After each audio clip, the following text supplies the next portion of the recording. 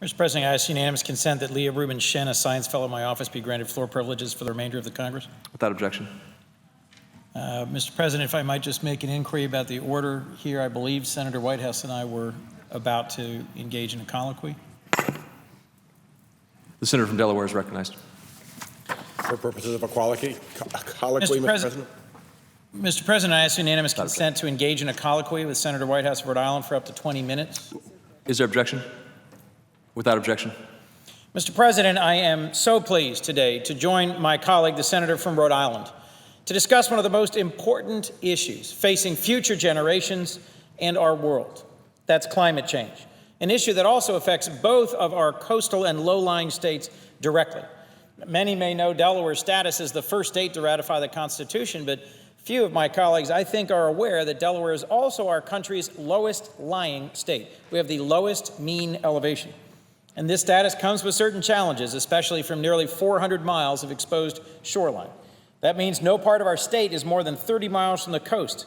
So the good news is, no matter where you live in my home state, it takes you less than 30 minutes to get to sun and sand. But the challenge is we are particularly vulnerable to the increasing effects of climate change. In recent years, we've seen how flooding can devastate homes and communities up and down our state. Low-lying neighborhoods that often don't have the resources to cope with steadily increasing flooding, like Southbridge in Wilmington, pictured to my right here, are disproportionately affected.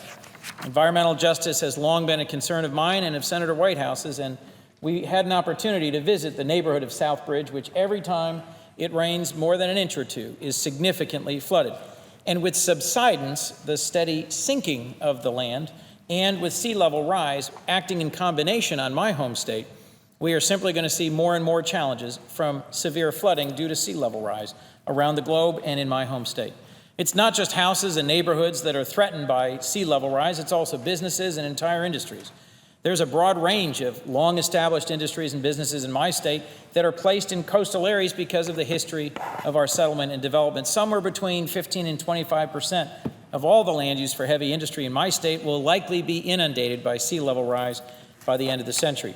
And that doesn't even include all the other productive land used for agriculture, tourism that contributes jobs and revenue to my home state. But despite our small size and our significant exposure, we also punch above our weight when it comes to tackling the challenges of climate change. In places like Southbridge, our communities have come together at the state and local level to find creative solutions to cope with the flooding that is increasingly caused by climate change. This image here demonstrates a plan that's been developed for the South Wilmington Wetlands Project. Senator Whitehouse may describe in more detail his visit to the state of Delaware, but I wanted to open simply by describing this community response to the flooding that you saw in the previous slide. We've come together as a community to plan a cleanup of a brownfield area to create a safe and attractive park for the neighborhood and to improve water quality and drainage in a way that also creates new ecosystems, new opportunities for recreation, and a new future for a community long blighted and often underwater.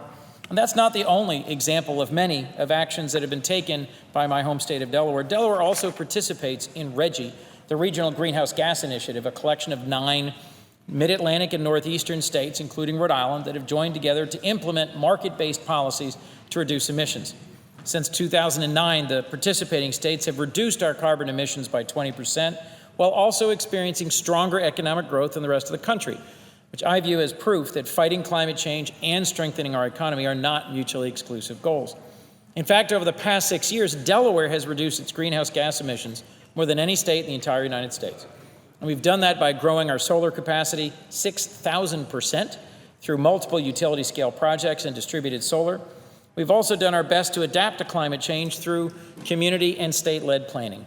Our Governor, Jack Markell, and the former DENRIC Secretary, Colin O'Mara, led a fantastic bottom-up statewide level planning effort to address the impacts of climate change on water, on agriculture, on ecosystems, infrastructure, and public health. And in December of 2014, they released their climate framework for Delaware, an impressive statewide effort to be prepared for what's coming before it's too late.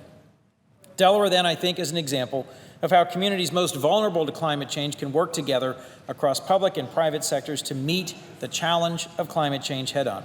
That's why I invited my friend and colleague, Senator Whitehouse, a true leader in the work to address climate change, not only in his home state of Rhode Island, but across our country, to come and visit my state. Every week, Senator Whitehouse gives a speech on a different aspect of climate change.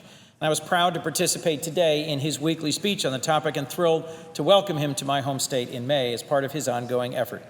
Now, before I yield the floor to Senator Whitehouse, I just want to tell you about one other stop on our statewide tour, a stop in Prime Hook, one of Delaware's 2 national wildlife refuges. The beach at Prime Hook over the last 60 years has receded more than 500 feet. And over the last decade, storms have broken through the dune line several times, flooding 4,000 acres of previously freshwater marsh. When Hurricane Sandy then hit this already fragile shoreline, leaving this coastline battered, as you can see through this image here, it broke through completely and permanently flooded and destroyed the freshwater marsh. The storm deepened and widened the breach from 300 feet to about 1,500 feet and exacerbated routine flooding on local roads used by the community to access the beach. For a delicate ecosystem like this wildlife refuge, this type of severe weather and flooding can be devastating. And over the last 3 years, the U.S. Fish and Wildlife Service has worked in tandem with other federal agencies, state partners, and NGOs to restore this highly damaged, fragile ecosystem and rebuild the beach's defenses. It's a long story, but you can see the punchline here, which is that as of March 2016, construction's been completed of a newly designed, resloped, redeveloped barrier, which Senator Whitehouse also had the opportunity to visit. And the finished project here is going to be a saltwater marsh that I'm confident will contribute significantly to a durable, resilient, long-term ecosystem. This is just one example of the creative things we're doing in Delaware to address the impacts of climate change and sea level rise. But in some ways, I think the most important and exciting was the last stop in our statewide visit. So with that, I'll turn it over to my colleague, Senator Whitehouse, to discuss in more detail his visit to the state of Delaware and our last visit in the southernmost part of our state. Mr. President. Senator from Rhode Island. Thank you, Senator Coons. I'm really grateful to the junior senator from Delaware for inviting me to his home state and for joining me here today for Time to Wake Up speech 139. Senator Coons and I spent a terrific day touring the Delaware shore. You can say what you want about us, but on that day, we were the 2 wettest members of the United States Senate. I can assure you of that. This is Capitol Hill Oceans Week, Mr. President, and Wednesday is World Oceans Day, so it's a good time to consider the effects of global climate change in our oceans. The oceans have absorbed 1/3 of all carbon dioxide produced since the Industrial Revolution, and over 90% of the excess heat that has resulted. That means that by laws of both physics and chemistry, the oceans are warming, rising, and acidifying. Rhode Island is the ocean state, but give Delaware credit. It generated around $1 billion and over 23,000 jobs from the ocean from the last report in 2013, from tourism, recreation, shipping, and fishing. And like Rhode Island, Delaware sees its sea level rise at a rate of 3 1/3 millimeters per year along the Delaware shore, 13 inches up over the last 100 years. And Delawareans care about this. Over a quarter have reported personally experiencing the effects of sea level rise. 2/3 that they worry about the effects of sea level rise, and over 70% call on the state to take immediate action to combat climate change and sea level rise. I did enjoy our visit in South Wilmington. I did enjoy the visit to Port Mahan, where the road has had to be built up with riprap to protect against sea level rise.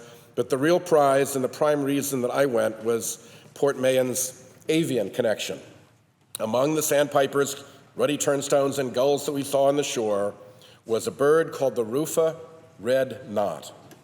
Red knots stand out from other shorebirds on the beach, not only from their colorful burnt orange plumage, but from the amazing story that accompanies their arrival in Delaware each spring.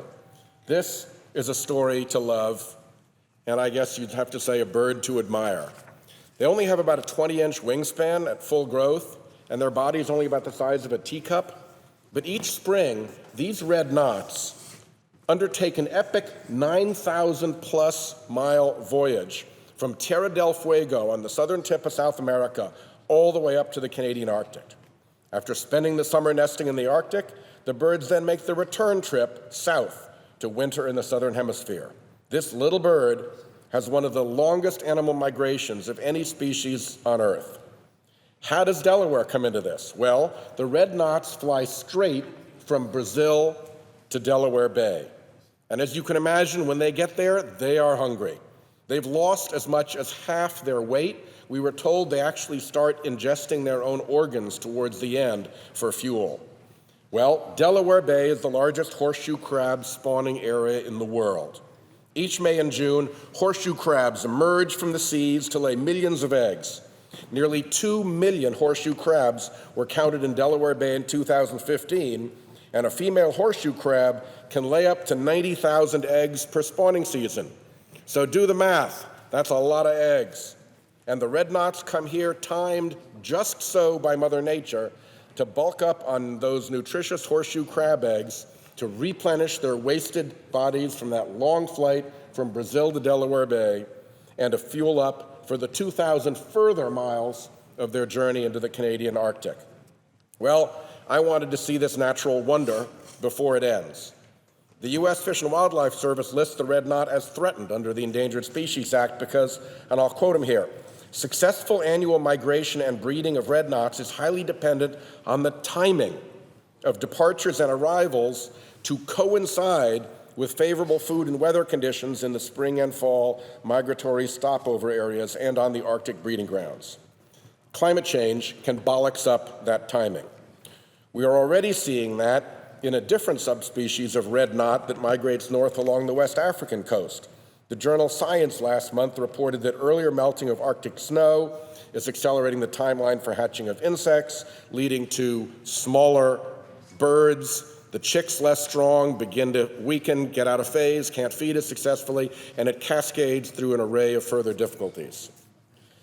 You actually have got to love this unassuming but astounding little bird. But its survival relies on a cascade of nature's events to line up just right. Nature throws a long bomb from Tierra del Fuego, and off go these birds, and months later they arrive in Delaware Bay, timed to this 450 million-year-old creature, the horseshoe crab, emerging from Delaware Bay to spawn. If one environmental event comes too early or too late, or if one food source becomes too limited, the species could collapse. We got a hint of that in the 1980s when horseshoe crabs became rarer because they were overfished. As their numbers went down, red knot numbers fell in accord. If the changes we're so recklessly putting in motion around the planet disturb nature's fateful timing, the red knot could pay a sad price. Now, some people may snicker and say, well, there he goes again. He's out on the Senate floor. Now he's talking about some stupid bird. But I will say that when you see the voyage that this little bird has to make, a little shorebird used to running along the shore, making this epic voyage every year. One of them has been measured back and forth because of the tag on its ankle to have flown the distance from here to the moon and half a way back in its life. And if you can't see the hand of God in that creature, Mr. President, I weep for your soul. So I thank my colleague from Delaware for his staff and the experts who he brought along to help us learn about this. Like Rhode Island, Delaware is being proactive in addressing the risks that we face and planning for a warmer and a wetter future. And I return my time to the distinguished junior senator. With that, Mr. President, I want to conclude by commenting that our day together began and ended with citizen science. The very first thing we did was to visit Delaware's National Park to participate in a bio-blitz where volunteers from all over the country were identifying species and categorizing the threats to them from climate change. And the very last thing we did was counting horseshoe crabs along Cape Henlopen shore.